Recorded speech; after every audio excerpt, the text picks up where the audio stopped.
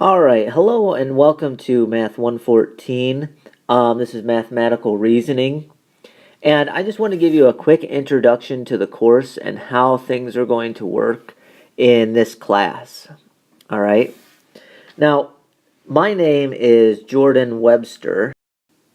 I am the instructor for this online class, and if you have any issues with the material or what's going on, my office is in the Center for Liberal Arts and Business, which is we often shorten it to LB building, room 181C, and that's right next to the math lab, which is 180. The math lab, which is 180, people in there can assist you with questions you have as well. Okay. And the best way probably to get a hold of me is through email. My email address is jdwebster@midmich.edu. Now, most of the time, all of my videos and things like that, you don't typically see my face, but if you do come in, then this is what I look like.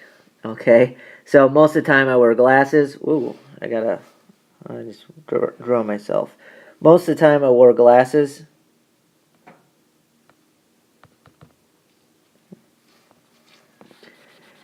And look like that. So, look like this. By the way, that little thing up there is a clip. I don't know, it looks like my hair's sticking up. It's not. And sometimes I don't. So, if I don't wear glasses, I look like that. If I'm wearing glasses, I'll look like that. Alright? So, again, most of the time, I wear glasses. Sometimes I don't. But you kind of see what I look like. So, if you do actually come in and look for me for help, that's who I am. Now, the goals of this class, and specifically the online class, is to create a similar feel to the classroom. All right, I want you to have sort of the same experience that somebody inside the classroom would be having. So we're going to go over the exact same material, and we're going to try to get the same sort of discussions that might occur in a classroom up online. Okay, and also it's going to be the same time commitment. So often people think that online is going to be easier. For some reason, they think that it's going to be a shorter time commitment. It's not. You'll see that my videos are organized in a way where you're going to have to watch the videos. A lot of the material will be new to you. It's not going to be very hard material, but it is going to be new material for a lot of the time. Okay, so the same time commitments occur, and the time commitment layouts are up online if you're interested in those. Now, like I said, we're trying to get the same feel as a classroom, right, as this place. And so I just put a picture of a typical classroom. Now, when I lecture in a typical classroom, I'm going to go at the same pace as my online videos. Sometimes that's fast. Sometimes that may seem fast. Sometimes that may seem slow. So I'm going at the same pace and the same way. So when I did the videos, it's not a nice, perfect explanation of anything. It's how I would talk in class, all right? And that's designed on purpose to give you that classroom feel. Also, when I do my videos, there's a lot of times that I'll give a problem on the board, right? And in a classroom, I might say 3x plus 5 equals 7, solve the equation, right? And then I walk around the classroom and I wait and I check for students to actually solve the equation and see that they're doing it right. Well, how I emulate that in the online environment is I'll give you a problem like that, and then I'll tell you to push pause on the video and try the problem on your own. So do that. The lectures, you might count up the video, the actual time commitment, or excuse me, the actual time frame for the video. If you count those exactly, all right, they might not add up to the time commitment that I'm talking about. But the reason that the time commitment for watching the videos is longer than the actual videos are is because I expect you to actually do the problems, to actually solve the equations if I ask you to solve an equation, to figure out numbers if I ask you to figure out numbers, okay? And I do purposefully plan that, and I assume that, you know, when you don't get something, like in the classroom, you typically raise your hand.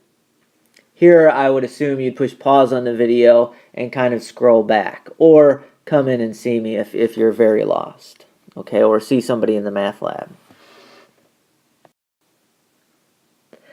Now, this course is organized into 12 chapters, and each sort of triplicate of chapters, each group of 3 chapters, is going to be a unit. So chapters 1, 2, and 3 are going to be 1 unit, and chapters 4, 5, and 6 are going to be a second unit, and so on and so forth. So if you look at chapters 1, 2, and 3, that's 1 unit, 4, 5, and 6, that's 1 unit. And each of these units is going to have a very similar flair, I guess is what to say.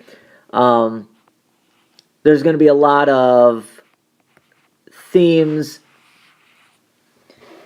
that are common in those chapters. So, for instance, chapters 1, 2, and 3 all have to do with money problems. Not problems, but money situations. So taxes and investing and how interest works and things like that.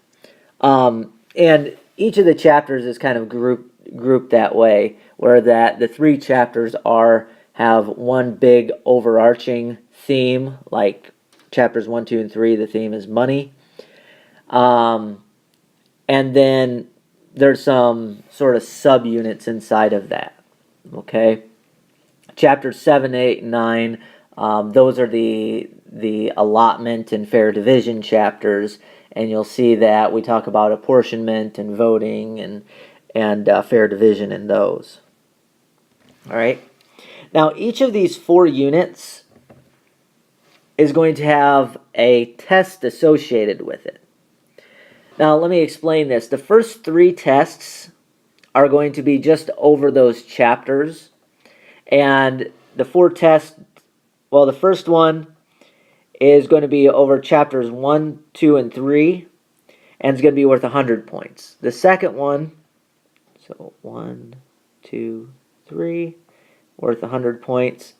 The second is going to be over 4, 5, and 6, and it's going to be worth 100 points. 7, 8, and 9, it's going to be worth 100 points.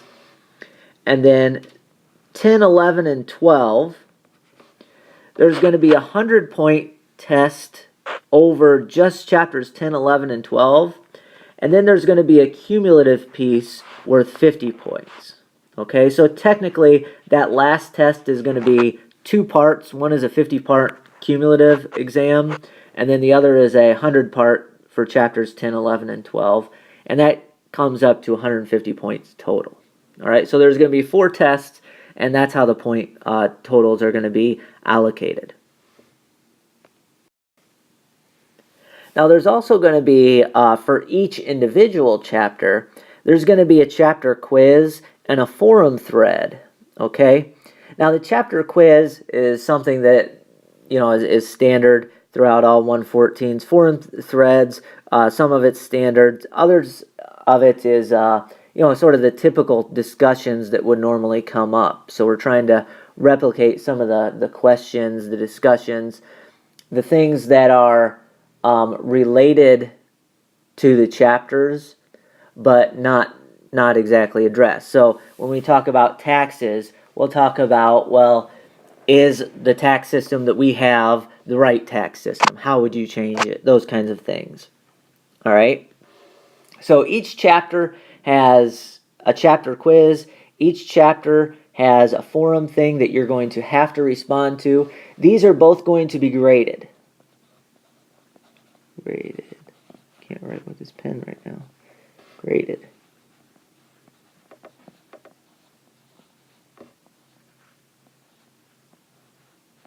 All right.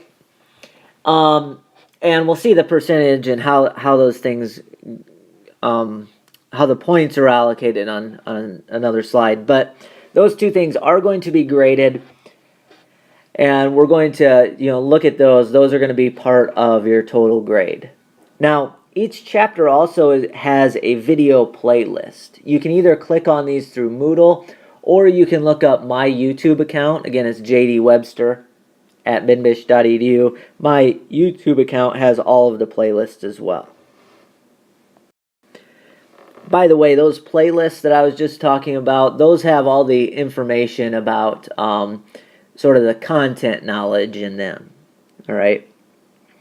Now, how grades will come, 80% of your grade is going to be from tests. So we're going to add up, if you remember, there's 3 100-point tests and a 150-point test. So we're going to add up, we're going to have 450 points there. That's going to count for 80% of your grade. The chapter quizzes and the forum threads, those are each going to account for 10% of your total grade. All right. Now the point values might not, match up perfectly to 80, 10, 10, but when it's calculated, when your grade's calculated, 80% of your grade is going to come from the tests, 10% from the chapter quizzes, 10% from the forum threads. And so those things are important about how to, answer. A lot of the forum threads you're going to have to answer before you can actually see other people's postings.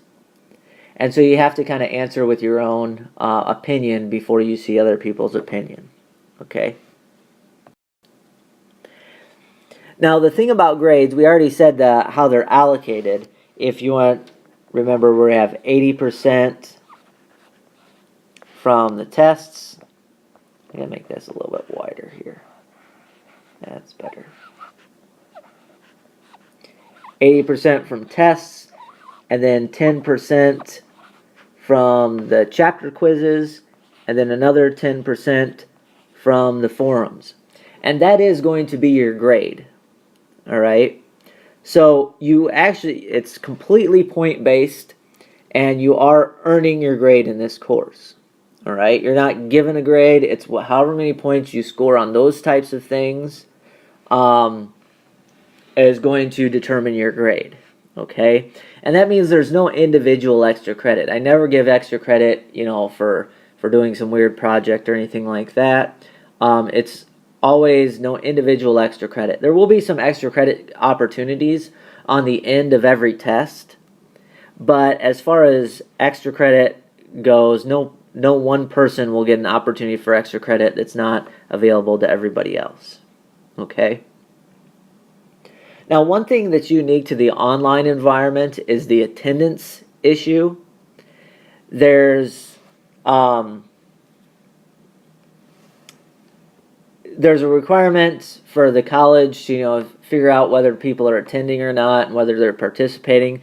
So for the online environment, attendance is going to mean participation. It's going to mean actually figuring out how to use the computer and responding to forum threads, turning in your chapter quizzes online and those kinds of things, taking the tests in a proctored environment, and so on and so forth. Okay, so attendance in the online environment means participation. You can't just log in, look at the Moodle shell, and say you attended. That's not going to work. It's going to be, well, did you respond to a forum thread? Did you respond to a chapter quiz? And so on and so forth. Now, there's a lot of other things that I could say. I could go over the whole syllabus. There's the standard things about if you have a disability, make sure you contact me. contact the disability coordinator at MMCC and figure those things out. There's a lot of things on the syllabus that in fact, I want you to look through that syllabus, make sure that it makes sense to you. But there will be mistakes. In fact, on some of the videos, I know there are mistakes. Okay, and some of those are on purpose, some of those aren't. Okay, I like to make a mistake because, again, this is not in a classroom environment. I will make mistakes on the board. I will do something like that. So if you catch any of those, you can email me, or you can pass by those. But I prefer if you email me and just say, hey, I caught that mistake that you did there, or something like that. On the tests and the quizzes, hopefully everything's perfect, but if there is something that goes awry there, if I've put in a grade incorrectly into Moodle, then please let me know those kinds of things. All right, I put in a lot of grades during a semester, and inevitably I'll mess somebody's up at some point. So make sure that if I do something that's not right, if I make a mistake, let me know. And that's about all I have for now. Again, I want you to check over the syllabus and make sure that everything makes sense to you. All right, and if it doesn't make sense, then email me. If it does make sense, you can email me too. All right, and just said, hey, I watched your video, I checked the syllabus, and everything makes sense to me. All right, so let me know those kinds of things. And other than that, hopefully we have a great semester. Thanks.